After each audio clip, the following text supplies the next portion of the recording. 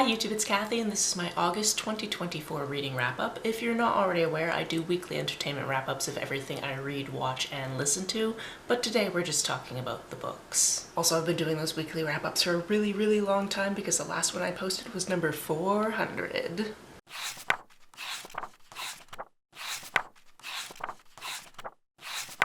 I'm going to start with my nerdy hardcore stats and charts and then get into what I read. Also, I put chapter markers in all of my videos, so if you need to skip over anything or you want to revisit anything, all of that is down below. On the way down to check that out in the description box, please make sure that you're subscribed, hit the like button, maybe hit that bell icon if you actually want to know when I post. And as a reminder, I will be updating my Bookish Bingo board from hell and my Read Queer All Year prompts at the end of the video, so stick around for that. In August, I read 14 things for a total of 4,425 pages. That takes into account converting audiobook minutes to pages, so 2,174 of those pages were actually about 62 hours of audio. The age breakdown was 11 adult books, 2 YA books, and 1 middle grade book. I read 12 novels, 1 anthology, and 1 graphic novel. This month, the biggest chunk of what I read was contemporary, followed by fantasy, spec fic, historical fiction, romance, nonfiction, and mystery thriller. If you adjust by page count, not a lot changes. Most of these books were from the library, but I also read 1 from an author and 1 from NetGalley. I read 6 audiobooks, 4 hardcovers, 2 paperbacks, and 2 ebooks. I had an even split in my 200 to 299 and 300 to 399 page ranges, and most of these were published this decade. Most of these books were by female authors, and most of the protagonists were female.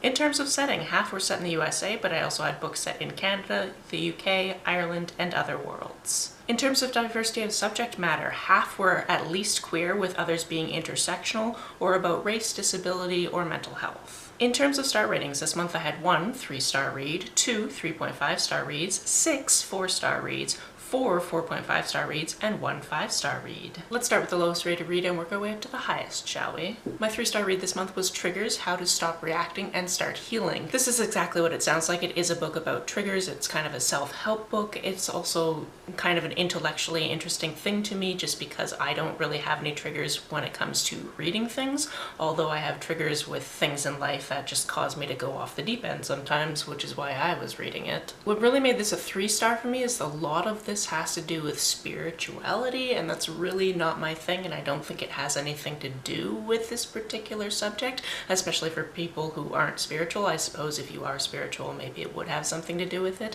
but I think it's kind of a stretch, and it kind of threw me off actually caring about what this book was saying. I'm not saying that because anything that mentions spirituality is unwelcome or anything like that. It just, every time it was mentioned in this book, it seemed really out of place and as though we weren't addressing the topic at hand, and we were just kind of turning into this thing that had nothing to do with the subject. On to my 3.5-star reads, the first one being Pizza Girl. This one is about, you guessed it, a pizza girl. She's 18, she lives at home with her mother as well as her boyfriend. She's pregnant, and at the beginning of this book she meets this woman that she becomes infatuated by.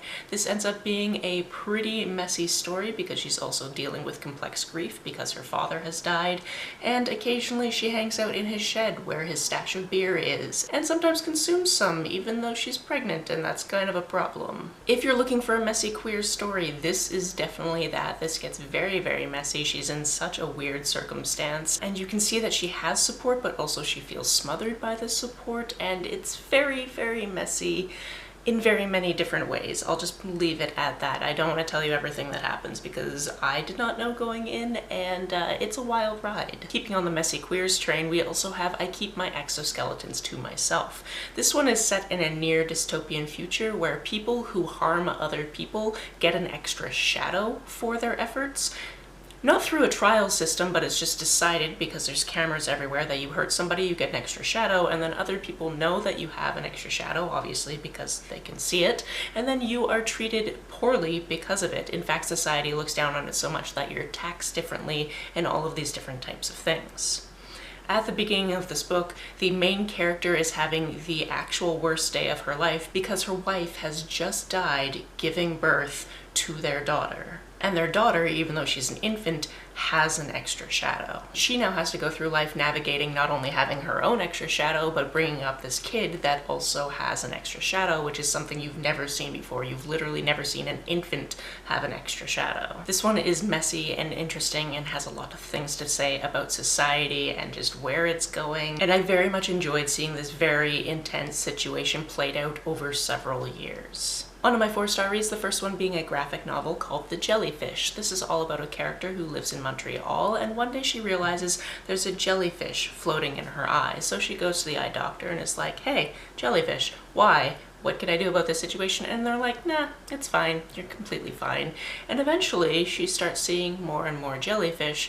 And by the time the doctors decide there's actually something wrong with her, she is not going to get her vision back. It's really interesting that it's done in this format because as she gets more and more jellyfish in her eyes, more and more jellyfish show up on the page, and it makes it harder to see what is happening in the comic. Part of the motivation behind reading this, assuming that I read her biography correctly, is that the author of this actually has a degenerative eye condition, and I believe she has lost sight in one of her eyes, if I'm remembering correctly. I didn't do this on purpose, but this one is also queer, and it also gets a little bit messy because this character needs to learn to rely on other people, which is something she's typically never done before.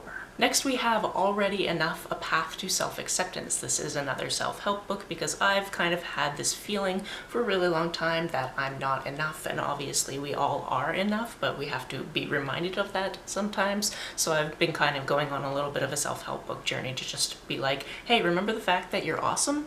Yeah, remember that, because sometimes it's hard to remember. What I really found valuable about this one is the author actually took us through the reason why she has typically not felt like enough in her life, and you can see through that story that like a lot of what happened definitely wasn't her fault and she shouldn't feel bad because of it. And then when you see something like that, you can apply that to your own life. The first book that I finished this month is Dear Wendy. This is about 2 different people who run 2 different Instagram accounts on the same college campus, answering questions that typically have to do with love advice, and both of these characters happen to be ace. There's a little bit of rivalry going on between these 2 different Instagram accounts, and neither one of them knows that they actually share a class and they actually do class projects together. I really enjoyed this because usually when you get an ace character, you get an ace character, so it was nice to have like 4 or 5 in this one. And it was nice to see the different ways that people would answer questions based on their own experiences and who they are as a person and how seriously they're taking a question. This month I also read I'm Engaged to Mothman, which is the second in the Mothman in Love series. Obviously I can't tell you too much about this one because it ruins things from the first book, but in the first book, I'm in Love with Mothman, it's exactly what it sounds like. Heather is a burnt out influencer and she moves to the middle of the woods to be by herself, and then she happens upon Mothman and they happen to fall in love. This series has a lot to say about the children of online influencers and how they're often pressured into that lifestyle as well,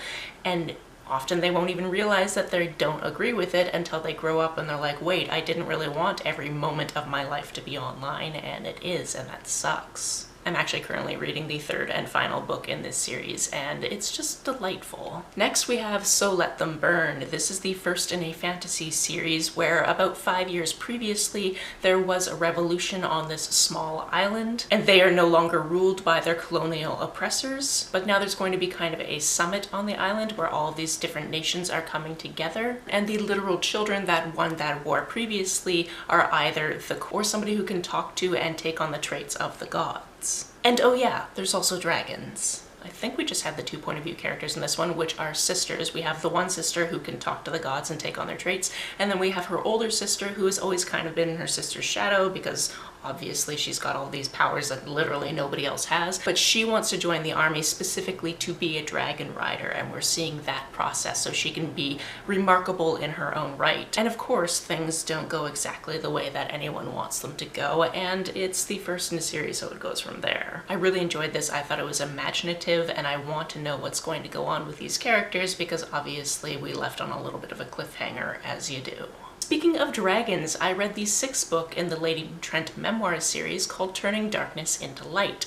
I didn't know this book existed. My best friend, not knowing that I read this series previously, sent me a reel being like, hey, this series sounds really, really cool. I'm like, yeah, I read all 5 books like years ago. And she's like, there's a 6th book. And I'm like, there's a what now? This book is a little bit different in that it doesn't follow the same Lady Trent as the previous books. It actually follows her granddaughter, who will eventually inherit that title. And instead of being her memoirs, this one is actually told in different documents and letters and diary entries and all of those types of things. This character works in linguistics and related fields, and she is hired to translate these tablets that somebody just found, and they look like they could be the origin story for the draconian species, which is this species that seems like it's halfway between humans and dragons. And it was definitely a species that was uncovered to the human world by her grandmother. But of course there are other things afoot, and she runs into people from her past that she never wanted to run into, and it's just such an interesting story. I really liked going back into this world. I didn't reread anything before just hopping into this, and it was so nice that I could just kind of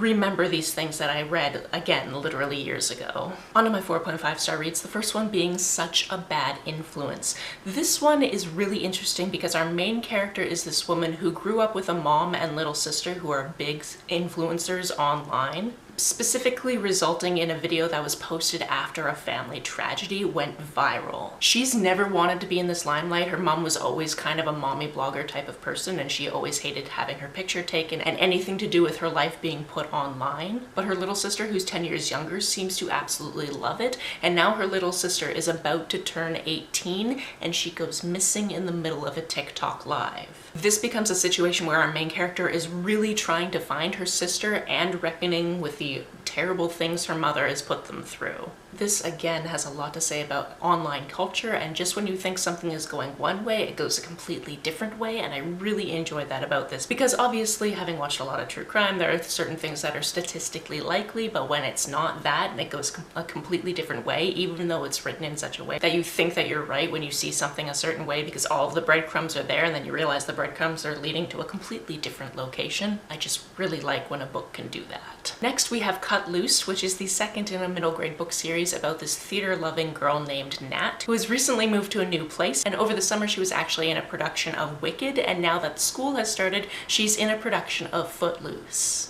I really love this series, and quite honestly, I want like 10 more books in this series, so if the authors could just get on that, that would be wonderful. This is for all of the theater-loving kids out there, which is definitely me. I was this kid. But then this also has really important representation because our main character is a wheelchair user, and obviously that comes with different perspectives because sometimes she'll go to a theater and she can't even get in there because that hasn't been something that's been addressed with the building itself. I also really love that one of the authors is a wheelchair user and is somebody who has been on Broadway. So I just love that she's bringing that experience to these books. Seriously, I want at least 10 more of these books. Next, we have the first in a romance series called Morbidly Yours. This is the first in the Love in Galway series and just recently came out. And this one is about a woman who's from Texas, but she suffered the loss of her husband about 2 years previously. So she decides to move to Galway in Ireland to basically just have some time to work at a different animation studio because she's an animator and kind of have a bit of a fresh start. When she's unpacking all her boxes, she opens this one box and it's full of 5 body bags. And she goes, this isn't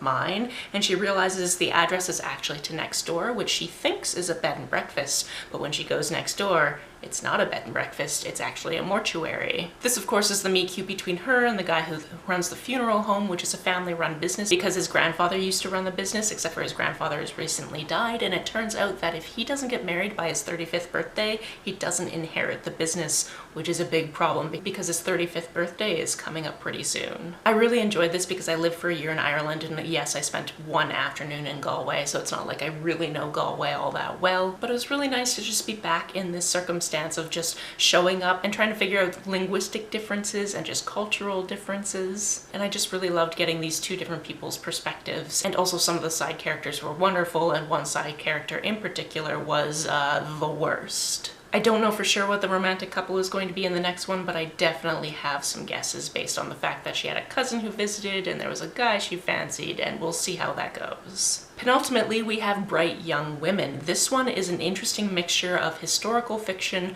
true crime, and mystery thriller.